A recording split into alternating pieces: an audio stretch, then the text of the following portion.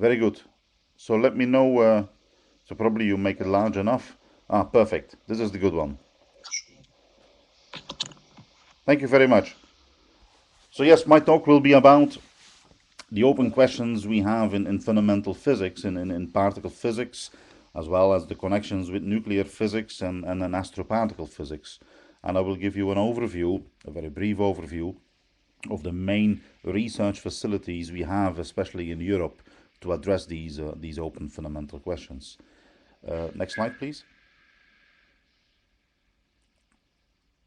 So obviously, science and especially physics starts by observing the world and the environment and nature around us. So on one side, obviously, you have the very large observable universe, which is phenomenal, and on the other side, you have the quarks, as we know, as the smallest fundamental building blocks of nature today. And in between, you have everything from the human biological cells and the atoms, the protons and the neutrons, and on the other side, the sun, the universe at large. And next slide, please. And with our own eyes, we can see maybe a few kilometers in the distance. My eyes are not so good, but in general, you can see a few kilometers in the distance, and maybe you can separate 1 millimeter from another. But if you want to go beyond that, you want to observe the rest of the universe, be it large or be it small, you have to use equipment, you have to use infrastructure. And on one side, you build large telescopes in order to zoom out to the large universe, and on the other side, to zoom in, you use dedicated microscopes. Next slide. And of course, these telescopes and microscopes in our world of doing science, they are enormous. We try to capture whatever comes to us from the universe on either very large surface detectors or detectors with a great volume in the Earth. And on the other side, we built the most powerful accelerators humankind has ever seen. Next slide.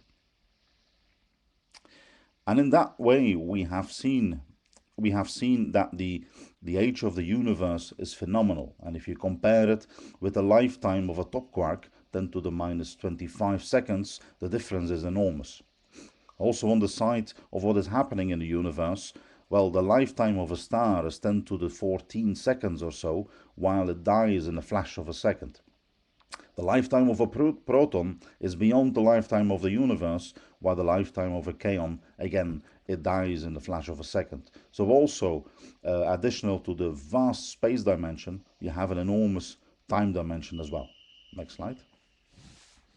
And in this huge, phenomenal space and time dimensions, we have to try to model and try to understand how the objects behave. And that is a vast experience. It starts from basic principles that come from our intuition. The fact that all matter is built from the same set of constituents. The fact that the future only depends on the present state, and the fact that space and time is homogeneous. It also is based on basic principles that stand from long-standing observations. For example, the cosmological principle. For example, there's a constant speed of light. For example, the particle-wave duality. And there are no obvious reasons why these long-standing observations are true. We take them for granted, but it's not guaranteed that they are indeed true. Next slide. And on the basis of these basic principles, we build up fundamental theories. Fundamental theories, which are mathematical frameworks. In that kind of space and time, these mathematical frameworks will tell you how objects behave. For example, in the presence of gravity, we have general relativity as a mathematical framework telling you how two objects behave in the presence of gravity. We have as well quantum field theory, which is a combination between quantum mechanics and special relativity, and that's the mathematical framework we do deploy for the three other forces. Next slide. And if you have these fundamental theories, these mathematical frameworks, you still have to tell these frameworks on what objects they have to act. It's not enough to say you have a mathematical framework describing how objects behave. You still have to say which objects. So together with general relativity and whatever you have in the universe came along the standard model of cosmology. And on the small side, quantum field theory, together with the quarks and the leptons we do know today, came along as a standard model of particle physics. And these are the models. These are the standard models that we can verify in our experiments. They have to be valid even in the tiniest cracks of space and time and at the highest energies, the lowest energies, and all the masses of the objects, even at the extremes. So that is a kind of the verification we do between theory, the standard models, and experiments, what we do in our research infrastructures. Next slide. And we came a long way. We came a very long way. We went out to the smaller scales we can observe in our universe, especially in our laboratories. We made collisions at higher energies, at lower energies, and we have now a standard model of particle physics, which is a kind of a formula you can write on a cup of tea. And on the next slide, on the other side, if you go to the larger scales, we have observed what is out there in the universe, and from these observations, together with the mathematical framework of general relativity, came along the standard model of cosmology. Again, a kind of a formula which tells you how the universe has evolved. Next slide. And obviously in between, you have to connect those two extremes. For example, on the right side, nuclei are built from quarks and gluons. And that means you have to have an understanding how these nuclei came together. And of course, you can do that for some nuclei, but during the evolution of the universe, you have to have an understanding how all the chemical elements came together. Because exactly these atoms are the building blocks of life as we know it on the human scale. Next slide. And we came a long way. The last century, we have realized scientific revolutions which are phenomenal. And in green, you see as well, it's not only about science, it's also about technology and providing these technologies to society with communication satellites, with the World Wide Web, and last but not least, producing particles and radiation that can be very helpful for our health with nuclear diagnosis and medicine. A previous Director General of CERN said, this is basically scientific curiosity, which in the end ends up in your pocket. Next slide. But we should not make a mistake. It's not because we can describe what is out there in the space, in the vast space and the vast time dimension, that we do have an understanding of what is happening there. We still have in our quest several problems and mysteries for which we do not know an answer today. Why is there so much dark matter? Why is there so much matter over antimatter? What is the origin of high energy cosmic rays? And for example, what caused the inflation of the early universe? Maybe more importantly, what stopped the inflation such that we can tell the tale? The scale of things, why do the numbers in these equations match miraculously that again we can live in this universe? Next slide.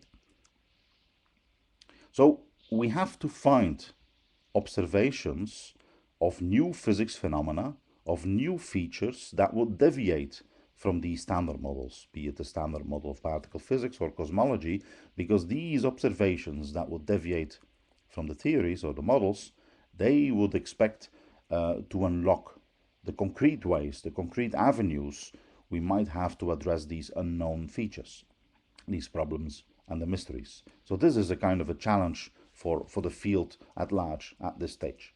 Next slide. So that means if you go beyond the standard models of cosmology and the standard model of particle physics, you have to go to higher energies in the laboratories. You have to try to observe an earlier universe with a higher precision.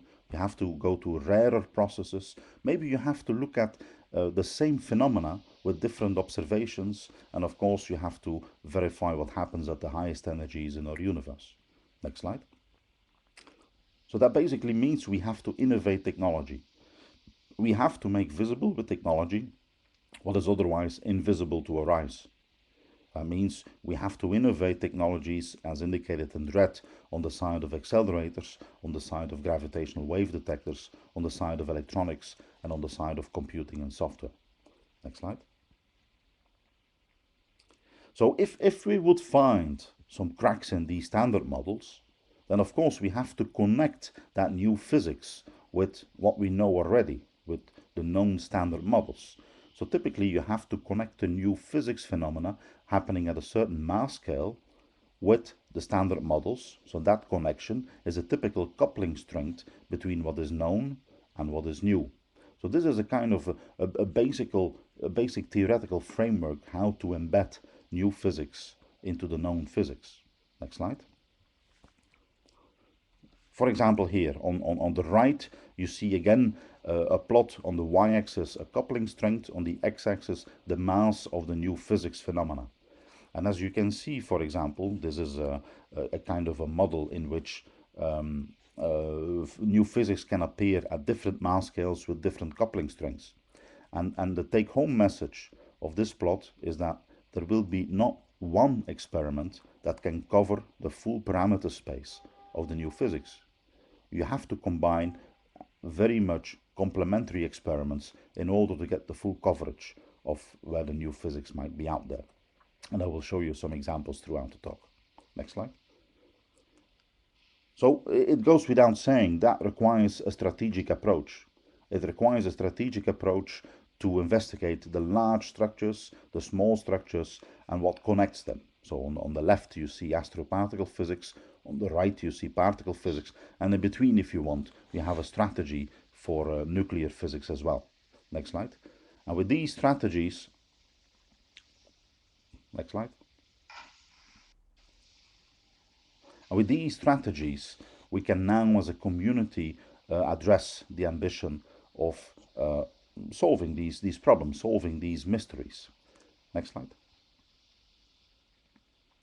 So let me start to break it down into a few categories of large major experiments coming along in the future. First of all, you have to get your eyes on the deep side of the universe, the cosmic frontier. We have to observe the cosmic microwave background with great precision. So, oh, now the slides are gone for me.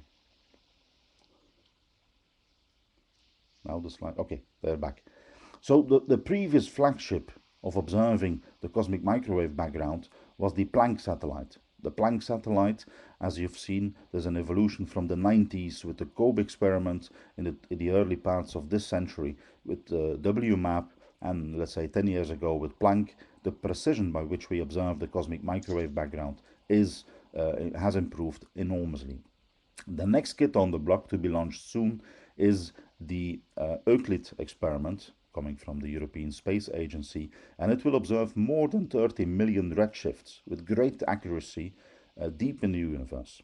And that will, of course, give us the opportunity to measure the properties of dark energy, dark matter, and gravity in general. Next slide. Of course, we have to observe as well the very high particles coming from our universe. These particles, as you've seen in this let's say illustration, there might be photons. Photons, you prefer to capture them as soon as possible before they hit the Earth. There might be charged cosmic rays. It's a bit more difficult to pinpoint their direction, where they are coming from. And neutrinos, which we try to capture as well, but that's tremendously difficult.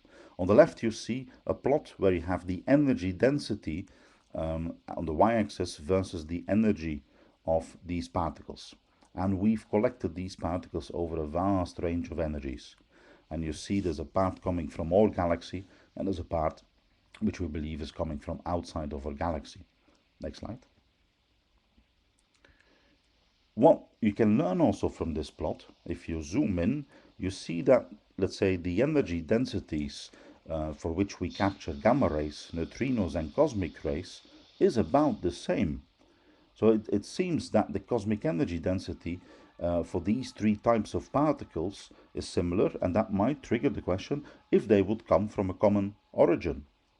So that brings us in the realm of the multi-messenger astronomy to try to observe the same object, the same part of the universe with different eyes, with different detectors, with detectors that can both see gamma rays, neutrinos, and cosmic rays. And that is the multi-messenger realm of astronomy. A very important thing for our future. Next slide. And in the realm of multi-messenger astronomy, we have a variety of experiments ongoing today and ongoing in the future as well. On the upper right, you see an observatory in orbit, AMS-2, that tries to capture antimatter in cosmic rays. On the lower left, you see observatories buried deep in the sea or in the ice, so with great volumes, that try to capture neutrinos coming from deep in the universe. And on the lower right, you see an observatory on the surface which is trying to capture high energy gamma rays. So the combination of all of that will give us different eyes to observe the same object in the universe. The next slide. The new kid on the block is of course gravitational waves. We know gravitational waves exist, and not too long ago we had Nobel Prizes being given because Virgo and LIGO, especially LIGO, they have observed these gravitational waves from a high energy phenomena in the universe. If you think about the future for gravitational waves, the third generation interferometer, to be launched, let's say 15 years from now, that will be an underground facility, a kind of a triangle with arms of 10 kilometers and cryogenically cooled. And that will mean we can measure these gravitational waves in the future with increased precision, increased statistics, and that means we will reach deeper in the universe. The next slide. And deeper in the universe means you go from the right, deep in the universe, to the left, back to the Big Bang. The second generation of gravitational wave detectors have reached a redshift of 2, and with the Einstein telescope you will go so deep in the universe to redshifts of 100. And that means that's what is called the dark ages of the universe, before the formation of large astronomical objects. And the big question will be, will our basic principles and will our theoretical frameworks in physics hold throughout this cosmic history? So that will be a phenomenal enterprise for all physicists involved. Next slide. That was the eyes on the sky. Now about the eyes on the invisible. If you would like to see the invisible, you first have to shield yourself from whatever is visible. And that means you have to go into deep underground laboratories. And here you see a map of a variety of deep underground facilities we have around the world. And I will focus on those in Europe. On the next slide. What is going to be built in the near future in these deep underground laboratories is the ultimate low background astroparticle physics observatories. So deep under a mountain there will be, for example, there is today the xenon experiment, and the idea is to go to a Darwin experiment with a much larger volume of xenon where you try to capture dark matter. It can also be using the argon gas with Argo, for example, in Gran Sasso. Next slide. And if these experiments come alive, again in a plot where on the y-axis you have a kind of a coupling, this time it is a cross-section, and on the x-axis you have a mass scale of new phenomena, we go deeper and deeper and deeper in this parameter space, and at some moment we will hit the neutrino floor. That basically means the signal you expect from dark matter in these experiments will look exactly like the signal of normal neutrinos. So that means we have to again revisit our technologies to try to capture dark matter here on Earth. So this will also come in the next 10 to 15 years and will be a major importance in the field of astroparticle physics, but for particle physics in general as well. Next slide. As well, what will come in the next 10 years is to get eyes on the neutrino sector. So we do know that neutrinos oscillate, and that means they have a mass. But they do not have a mass in our standard model. That means we have to extend the formula of the standard model of particle physics. But the big question is how to extend that formula. Is the neutrino its own antiparticle? Is there a CP violation in the leptonic sector? What about the absolute mass scales of neutrinos? And how does the neutrino mass spectrum look like? And for that we will do new experiments. In the US, for example, there will be from Fermilab a very high intensity proton beam that will hit a target, and from that target muons will be produced which will decay into muon neutrinos. So you will start with a beam of muon neutrinos indicated with the orange bar, and after let's say 1300 kilometers you will verify what the composition of the neutrino beam is at that moment. Will you still have lots of muon neutrinos, or will there be tau neutrinos and electron neutrinos emerging due to the oscillations? And these precision measurements of neutrinos and antineutrinos will help us in understanding these questions and will help us to understand how we have to extend the standard model. Next slide. Next slide. So Also on the side of the neutrinos and dark matter, great things will happen. Now we have to have eyes on direct discoveries as well. Today's flagship is the LHC, and the largest new collider, new accelerator coming along in let's say a year or 10 or so, is the high luminosity LHC, which is again a phenomenal enterprise on the technology front. You know very well it's a 27-kilometer circumference accelerator, and it has an impressive program until somewhere in the 2040s. Today as well, the experiments that will observe these collisions are being upgraded, and very soon also CMS and Atlas as the main detectors will see their upgrades, which is again a technological marvel. The next slide. But do not make a mistake, it's not that because we have a program for the next 20 years that it is business as usual. Here I give you an example where indeed talented researchers, they do make the difference. In 2013, that was a year after the discovery of the Higgs boson, we have made some exercises to verify how precise we would be able to measure the coupling between a top quark and a Higgs boson. And we came along with an answer we can do that with a precision of between 7 and 10%. In 2019, that exercise was done again. And it turns out, with all of the innovations we had on the experimental side and the theoretical side, we reduced that uncertainty to 4%. And yet, the experiment is to start. So clearly talented researchers, they do make the difference on that front. Next slide. Of course, the LHC and the high luminosity LHC is also a catalyzer for a variety of other dedicated experiments.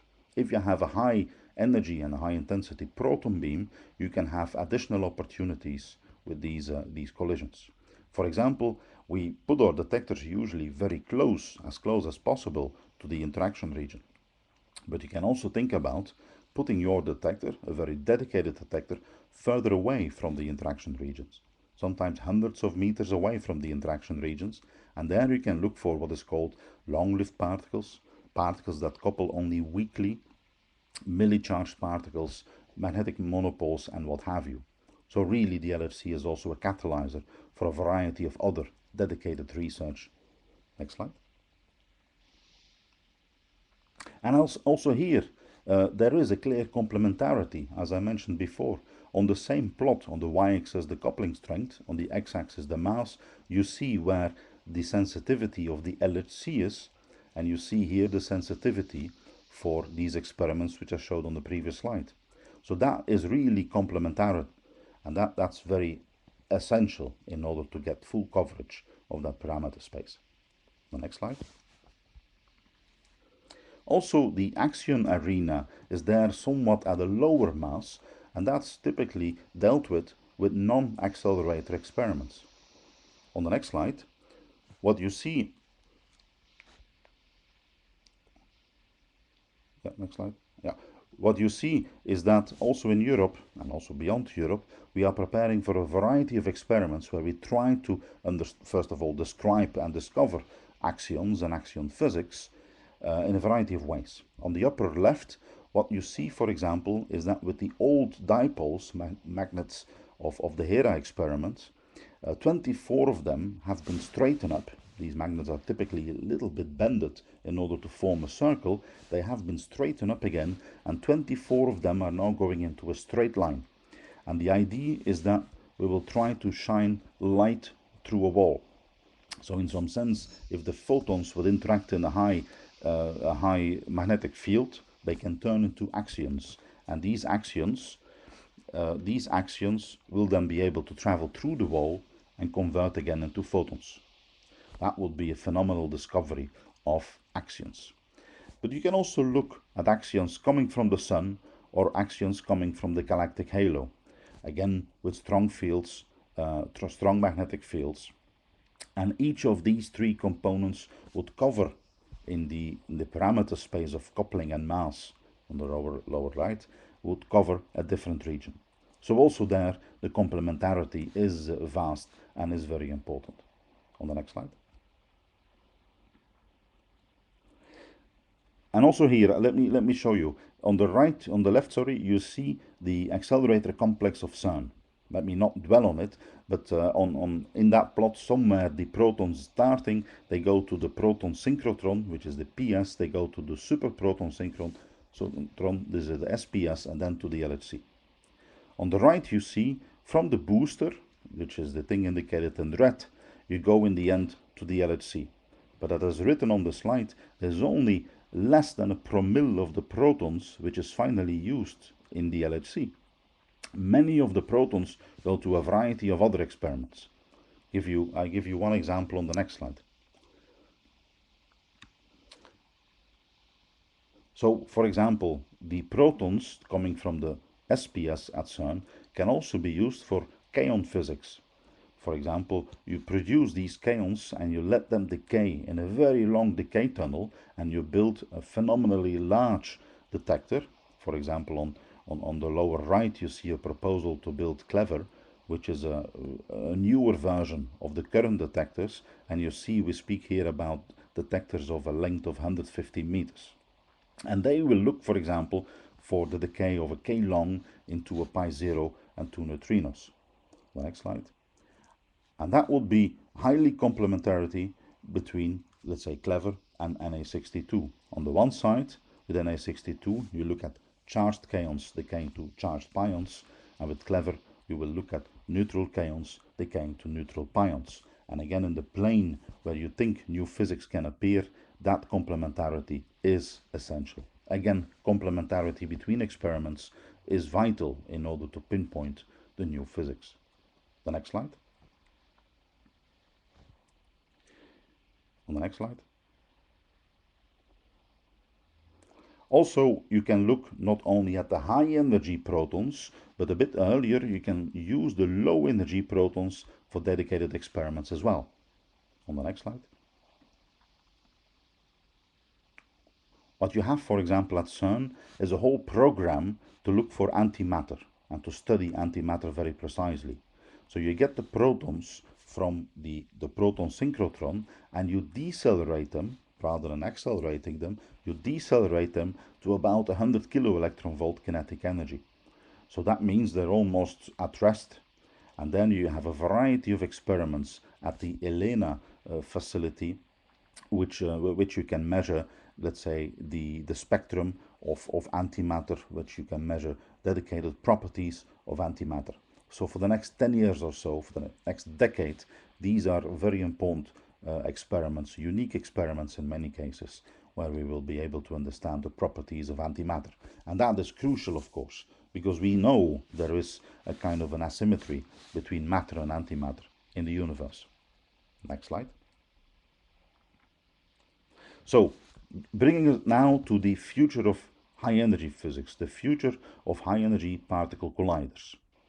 What we have learned during the last 10 years, since the discovery of the Higgs boson, is that almost all of the problems and mysteries of the Standard Model, in one way or another, they are related to the Higgs sector. So that's a great argument to say, let's build a very dedicated new collider where we can produce copiously Higgs bosons in order to map very precisely how these Higgs bosons interact with the rest of the particles we know of. So that clearly is an argument, and also captured in the strategy, that our next collider should be an electron-positron Higgs factory. But again here, what we have discovered in the last years, there's a great complementarity between the different types of colliders.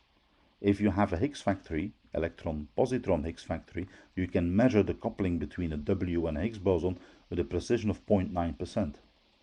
If you add on top of that the information of a high-energy proton collider, that precision becomes 0.3%. If you add on top of that the precision, all of the data of an electron-proton collider, you go down to 0.1%. So again here, the complementarity between those colliders is crucial, and therefore we need a coherent program allowing for a variety of these future colliders. Next slide. And this is captured in what is called the Future Circular Collider program.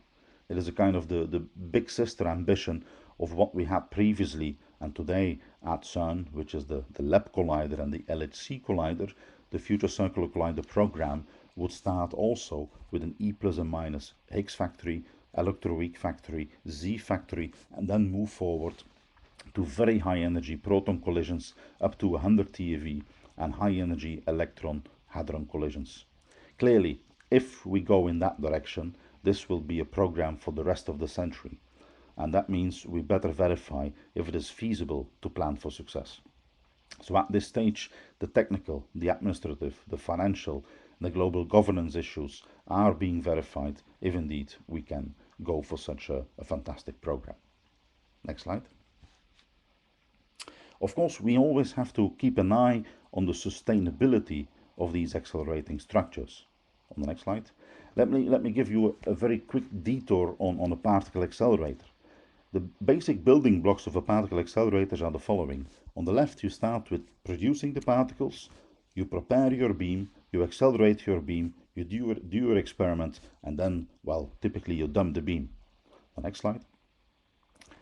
And of course, many of these parts you have to cool down to very, very low temperatures, today of around 2 Kelvin. On the next slide. And if I take the example of the FCC, if it would run at a collision, in plus and minus collisions of 250 GeV in the center of mass, most of the energy, the power consumption, would be in the part where you accelerate the beam. And that's, let me go to the next slide, and that, translating that, on the next slide, yes, and that is the part we would like to reduce as much as possible. Because these accelerators, they consume a lot of energy, and of course that cost a lot of money as well. Let me bring it to the next slide. So if I'm telling you it's consuming lots of energy, let me give you an example. If you look at the typical designs of Higgs factories, we have linear colliders on one side, circular colliders on the other side. With linear colliders, well, you accelerate the beam, you do your experiments, and then most of the beam power is simply dumped. And with circular colliders, well, you have synchrotron radiation. That means if these high energy particles circulate, they radiate lots of the energy away. Just to give you an example, the FCC-EE is a machine that runs at 300 megawatt, and that's about 2% of the annual electricity consumption in Belgium. I'm coming from Belgium, so I take the example of Belgium. That means developing new accelerating technologies that can deal with this is vital. On the next slide. Especially also because as we see in Europe, Europe has the ambition to reduce the energy consumption in society. That means maybe 40 years from now by a factor of 2. So that means it's not 2% of the annual electricity of Belgium, it will become 4% of the annual electricity consumption. Next slide. And that means the importance of sustainable accelerating systems has been highlighted as well in the European Strategy for Particle Physics. We have a priority for a new collider, but we have to deal with the energy efficiency, and that means we have to have a detailed plan for saving and reusing the energy. Next slide. So also that is a major challenge for our field, to continue to do R&D of novel accelerating technologies that consume less energy, because we believe it will be vital for our field in the future. Next slide. So now, in the last round of new facilities, we have to get eyes on the structure of things, on the structure of matter. We all know at the early moments of the universe, there was lots of energy in the universe. The temperature of the universe was very high, and that means the particles in the universe, especially quarks and gluons, they were asymptotic free. They were going around as free particles, and that's also how we describe them through first principles in our Lagrangian. But of course the universe cooled down, and when the universe cooled down, it turned out that these quarks and gluons are not all over the place in the universe. They are contained, they are confined in the very tiny spaces of hadrons and ions. And these are exactly the hadrons and ions we use in our experiments, we have in our applications. So we have to have an understanding how we make the connection between the deconfined quarks and gluons, and how they connect with the confined hadrons and ions. Next slide. And in general, we do that, for example, by taking high energy electrons and bombarding, scattering them on protons. And if we do that with higher and higher energy, we start to see more and more structure into the proton. Next slide. And that was a great success. We have today 50 years of success story of deep inelastic scattering, where we scatter a lepton on a proton, and through the measurements of the energy of the outgoing lepton and the angle at which the electron goes out, we came to know a lot about the structure of the proton. Next slide. It started off already 50 years ago with the discovery of the quarks in the US with great experiments. Next slide. In the years after, that basically was, let's say, the emergence of the parton model of protons and neutrons. And then, next slide.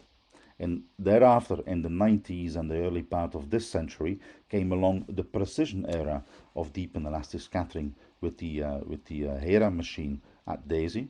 Next slide. And with these experiments, we have measured, next slide, we have measured a variety, thousands of cross-sections of collisions of electrons with protons. And from these measurements, we have understood that the D-gap equations, they really rule, they really are valid in this structure of the proton.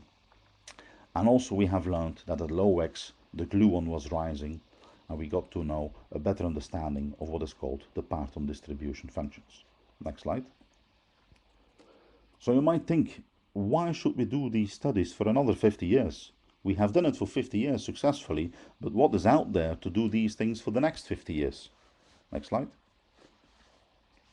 Well, first of all, the deep inelastic scattering community is very much alive. I was lucky to be at their conference last year in Santiago de Compostela in Spain, and there were almost 400 people registered and participating. So clearly there's a great attention to that field. Next slide. The attention is also there because one of the new colliders that will come on this planet is the electron-ion collider. It will be the first ever collider in the world that is going to collide polarized electrons and protons, or polarized light ions, and it will be the first ever electron-ion collider in the world. That is truly phenomenal. We will shoot electrons on ions, and we will get to understand the nuclear matter in these ions. Today the user group, the user community is far above 1,000 members, and that's clearly growing. Next slide.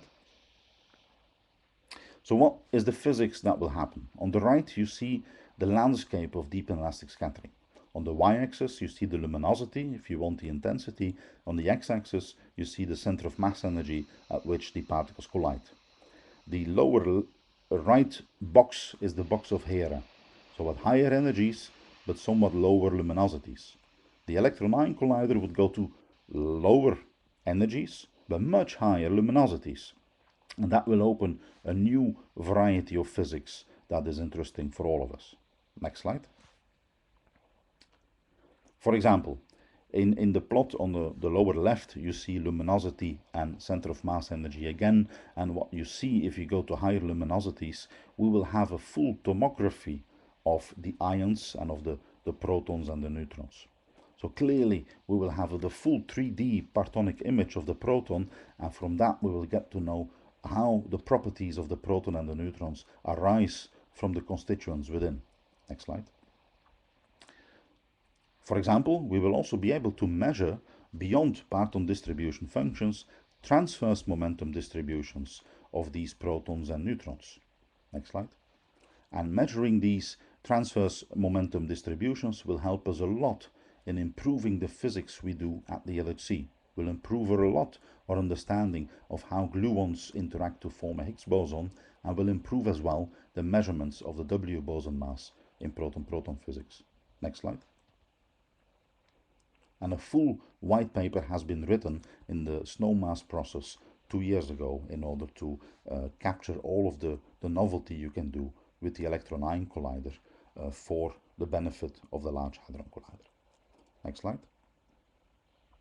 The future scope of electron-proton collisions is also there. It's clearly that the 2030s, that will be the decade of the electron-ion collider. But of course there is already a next ambition for that community to enable electron-proton and electron-ion physics at higher energies and higher luminosities. So on the right plot, you see again the jump from Hera, where we were, let's say, 20 years ago, to new, potentially new colliders at higher energies and higher luminosities. And that would be a great stride, orders of magnitude beyond of what we have now. Next slide. So if we do that, that means in the plane of q square x, where you can go from high x to low x means you see smaller and smaller structures into the proton. The orange box is the parameter space which has been unveiled and measured by Hera. If we bring in an electron beam together with the proton beams of the LHC, you will extend that space to the blue part. It's called the LHEC, electron collider. Next slide. So clearly we will reach deeper into the proton, but there is a main challenge. In order to go to higher energies and higher luminosities, that means it's 3 orders of magnitude in luminosity and 1 order in magnitude and energy above Hera. But if you think about the power of the beam, if you want the electric power of the beam, it's the multiplication of beam current, your luminosity if you want, and beam energy. So that means if you want to build such a facility, you have a facility of a 1 gigawatt power beam. And this is basically equivalent to the power which is delivered by a nuclear power plant. So in some sense, if you would like to operate such a machine, well, you have to have a dedicated nuclear power plant for it. This is obviously out of the question. Next slide. So the good thing is we will do again additional R&D on the technology front. On the front of energy recovery LINACs, which is a dedicated way of recovering the energies from these beams, such that we can operate that 1 gigawatt electron beam with only 50 megawatt of power, which is understandable and realistic to be available in our society. Next slide. So that was a technological challenge, but at the higher energies, and that's very important now, at high energies, electron-proton colliders, they are truly a general purpose experiment. This was not the case at Hera, but at higher energies they are. If you look here and on the left side, you see the plot on the y-axis of the cross-section of producing Higgs particles in electron-proton collisions. On the x-axis, the center of mass energy. If you make that calculation, you get the blue line. And clearly from Hera to the LHEC or even the FCCEH, you make a phenomenal jump. And by making that jump, you really have a game changer between Hera and the LHC and the FCC. Because at these energies, all of the interactions with all particles in the standard model become accessible and can be measured very precisely, especially also those with the Higgs boson. You see 2 Feynman diagrams here with which you can produce a Higgs boson in these collisions, and the cross-section is very high for that. Next slide. Also, the physics you can do at such a LHEC facility is phenomenal. I pick a few examples, a few highlights. On the upper left, you see, for example, for Higgs physics, we have different couplings to a B, to a W, a gluon, a tau, and so on. And each time between the blue and the dark blue, you see the improvement you can have by adding the LHEC data, so the electron-proton data, on top of the high luminosity LHC. And you have factors of 3, 4, 2 improvement in the precision by which you can measure these couplings. That is phenomenal. Also on the side of electroweak physics, top quark physics, and obviously the strong interaction physics, you can make enormous improvements with such an experiment. Next slide. So clearly the improvement which we think we will have between the LHC and the high luminosity LHC is significant. I can tell you now that the improvement between the high luminosity LHC and the LHEC is similar, is really similar. Next slide. So, and on top of that, if you would have one detector, one interaction region, where with one detector you can observe electron-proton collisions and proton-proton collisions with the same detector, you will correlate your uncertainties and you will reach the ultimate precision, for example on the W boson mass, And I think if you can measure the W boson mass to a precision of 1 MeV, it would be a phenomenal achievement. Next slide. So, okay, next slide. So clearly, the high-energy electron-proton experiment is truly a general-purpose experiment. It's not a QCD factory. It's not only a QCD factory. It is a Higgs factory. It is an electroweak factory, a top factory, and also a factory for dedicated searchers. Next slide. If you think about the FCC, another example, if you go to the next slide. Yes. So again, on the right, you see the Q squared X plane in orange, where we had it with Hera. And that, of course, these observations of Hera are used in order to calculate the cross sections of proton-proton to a Higgs particle, for example, or any other electroweak boson. And on the right, on the left, you see in green the uncertainty band you would have with only the Hera data of deep inelastic scattering.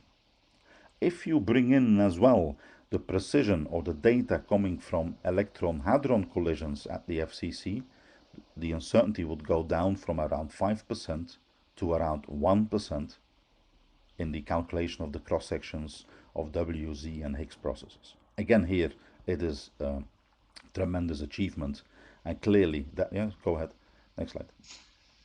And clearly a statement that the FCC EH, or the electron-hadron collisions, can unlock essential science potential in the Hadron Collider. Next slide. Coming to the end. So obviously I spoke about how quarks and gluons fit in protons and neutrons, but we also have to understand how these quarks and gluons fit into ions as well. In the middle you see a plot on one side, the temperature, on the other side the chemical potential, or if you want, the density of particles. In the early universe you were at high temperatures and quarks and gluons were living freely.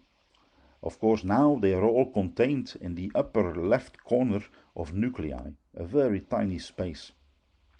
So what we want to do is, of course, try to recreate the state of quarks and gluons as they were in the early universe. We would like to go to the state where quarks and gluons were living in our plasma. And for that we have dedicated experiments like RIC, like FAIR and NICA, but also the Large Hadron Collider. On the next slide.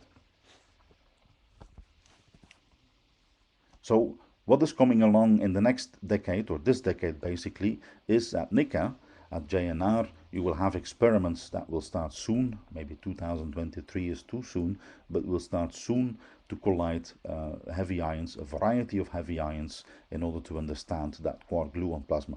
And also in Germany, at FAIR, so you see the GSI site and the FAIR site, there will be different experiments starting this decade, also to understand the transition between the quark-gluon plasma state and the hadron gas state, which will be very important.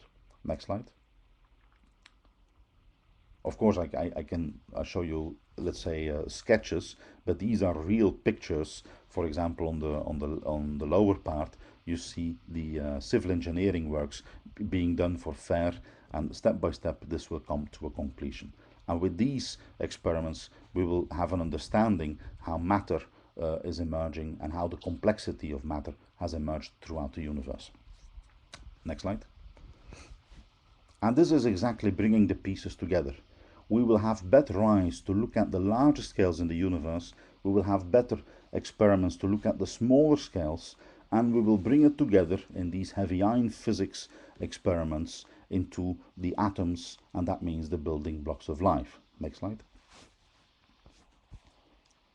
And that means if we can make the relevant investments, capital investments, human efforts to build these future facilities, then we know we are out there to discover new physics phenomena.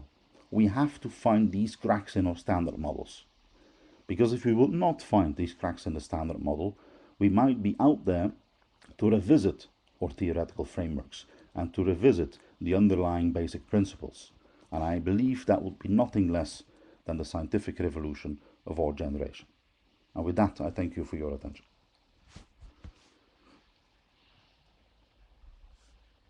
Thank you.